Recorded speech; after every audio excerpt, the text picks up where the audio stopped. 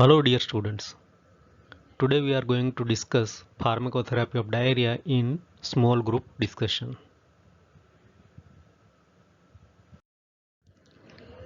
When we discuss of GI tract, when there is change in stool consistency, volume or frequency of stool, it could be either constipation where decreased volume and frequency of stool with hard consistency, while in case of diarrhea there is increased volume and frequency of stool with soft consistency. So what is diarrhea? Definition of diarrhea given by WHO is 3 or more frequency of stool per day and greater than 200 gram per day fluid in stool. In pathological terms, it occurs due to passage of excess water in feces, and that may be due to increased secretion by intestinal mucosa, decreased electrolyte and water absorption, increased luminal osmotic load, and inflammation of mucosa. Let us see pathophysiology of diarrhea. Water and electrolytes are absorbed as well as secreted in the intestine. At the jejunum, there is free salt water absorption secondary to nutrients. At the ileum and colon, sodium potassium ATPase mediated salt absorption and glucose facilitated sodium absorption. Chloride bicarbonate passive absorption, and there is role of cyclic GMP as well as AMP. Let us see etiology of diarrhea. Number 1, due to microorganisms like enterotoxigenic E. coli, enteropathogenic E. coli, Salmonella, cholera, Entamoeba histolytica. Second is inflammatory diseases, irritable bowel disease. Third one, malabsorption syndrome, disaccharide deficiency, steatorrhea. Fourth one, drug induced or treatment induced like tetracycline and cisplatin. Let us see principles of management of diarrhea, which include treatment of fluid depletion, shock and acidosis, that means rehydration with oral rehydration solution. Second is maintenance of nutrition, and third with drug therapy. Oral rehydration solution, popularly known as ORS, should be isotonic and hypotonic. Molar ratio of glucose should be more than sodium. Enough potassium and bicarbonate should be provided to make up the losses, and trisodium citrate included in place of sodium bicarbonate, and that is first line management for mild to moderate diarrhea. The comparison between new and old ORS formula. You can see here low sodium and low glucose, that means overall low osmolarity compared to old ORS formula. Administration of ORS, it should be given in sips, and initially 5 to 7.5% of body weight fluid replacement should be done in 2 to 4 hours.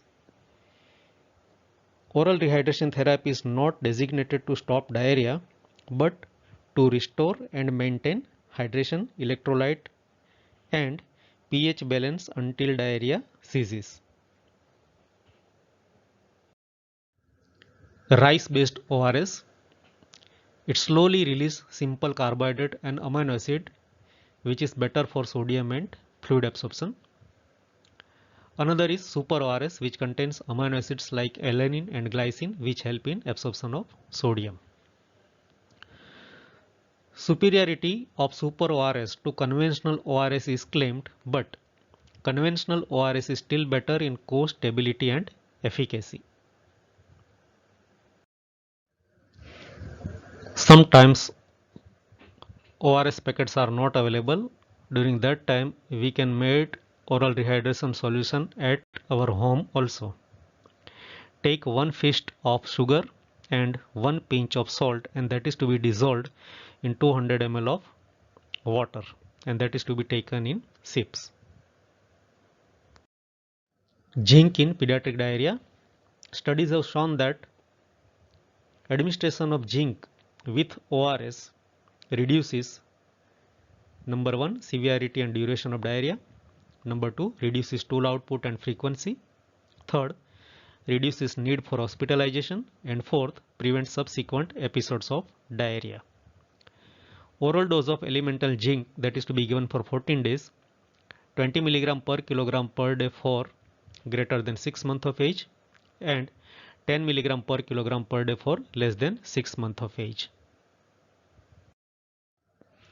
Need of IV fluids. These are the indications: fluid loss greater than 10% of body weight, greater than 10 ml per kilogram per hour fluid loss, and patient who cannot take oral fluid. Formulation like Ringer lactate, other solution like normal saline. When Ringer lactate is not available, it is equal effective for rehydration, and sodium bicarbonate as well as other electrolyte should be corrected as per need. Fluid loss should be administered in 2 to 4 hours and subsequent rate should be matched with fluid loss. When giving solution like normal saline in emergency condition, other electrolytes should be considered. Ringer lactate is better in terms of pH and electrolyte correction rapidly, and important message is start oral rehydration solution as early as possible. Second part of management of diarrhea is maintenance of nutrition. Foods like boiled potato, rice, breast milk, etc. are helpful in regeneration of mucosa as well as they increase brush border disaccharidase enzyme activity, and this should be started as early as possible. Third principle of management of diarrhea is use of drugs, which includes probiotics, antibiotics, anti-secretory, anti-motility, and adsorbents. Probiotics are useful in management of diarrhea. They are helpful in modification of microbial population, modification of structure and function of intestinal epithelium, aggregation with pathogenic bacteria, competitive adhesion to epithelial receptors, competition for nutrients, and production of specific substances like bacteriocins. Commonly used probiotic preparations are lyophilized powder or live culture of Lactobacillus, Bifidobacterium, Streptococcus, and Enterococcus.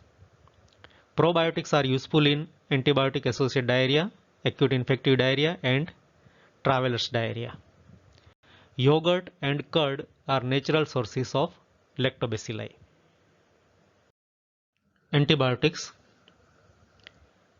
Antibiotics having limited value in infective diarrhea. Antibiotics are not useful in diarrhea due to irritable bowel disease, celiac disease, viral diarrhea, diarrhea due to enzyme deficiency like steatorrhea and malabsorption syndrome, and medical condition like thyrotoxicosis. Antibiotics are useful in case of infective diarrhea like Vibrio cholera, that is the common cause of watery diarrhea. Doxycycline like antibiotic are useful.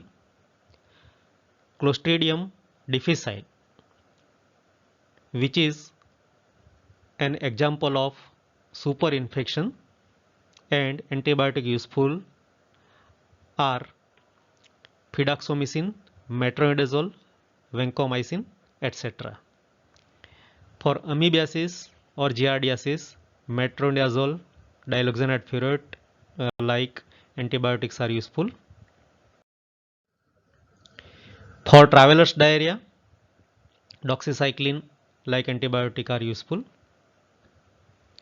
For salmonella, some fluoroquinolones are useful. Rifaximin It is a minimally absorbed oral rifamycin related to rifampicin, which is useful for empiric therapy of traveler's diarrhea, irritable bowel syndrome, prophylaxis before and after surgery, and hepatic encephalopathy. Side effects includes flatulence, abdominal pain, headache, but there is no systemic toxicity. Another one is fidaxomicin. It is a non-systemic, minimally absorbed, having narrow spectrum and mainly active against gram-positive bacteria, that means Clostridium difficile. It has been approved by FDA for Clostridium difficile associate diarrhea in 2011, and dose is 200 milligram orally twice a day for 10 days. Next group is antimotility and antisecretory drugs. Antimotility drugs includes opioids and anticholinergic drugs, while antisecretory drugs include bismuth subsilicate and octreotide. These are contraindicated in infective diarrhea as well as severe diarrhea of irritable bowel syndrome, and therefore their use should be restricted to prevent inconvenience when there is no contraindication. Antimotility drugs: opioid like loperamide, diphenoxylate and codeine.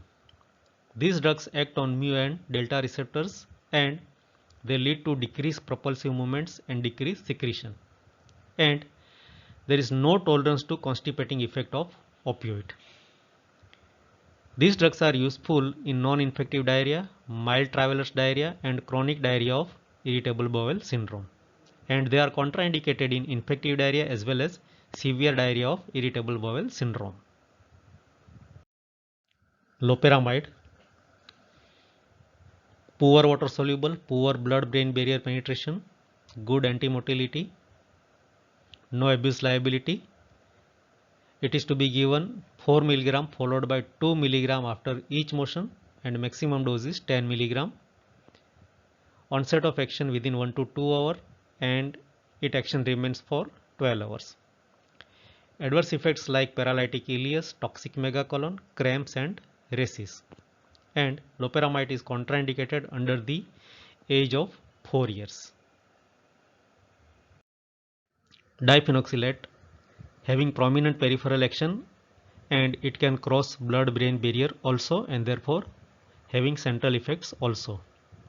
Dose is 5 mg followed by 2.5 mg every 6 hourly. Adverse effects: paralytic ileus, toxic megacolon and notable respiratory depression. It is contraindicated under the age of 6 years. Atropine 25 microgram is to be added to 2.5 mg diphenoxylate to avoid abuse. Nowadays, diphenoxylate is largely superseded by loperamide. Codeine: it is seldom used nowadays because of the abuse potential as well as availability of better drugs. It having prominent peripheral action and having central effects also. Dose is 30 mg 3 to 4 times a day, and adverse effects includes nausea, vomiting, dizziness. Anticholinergic: this group is not used in secretory diarrhea. This is used in drug induced diarrhea, example with neostigmine, and provides symptomatic relief in dysenteries.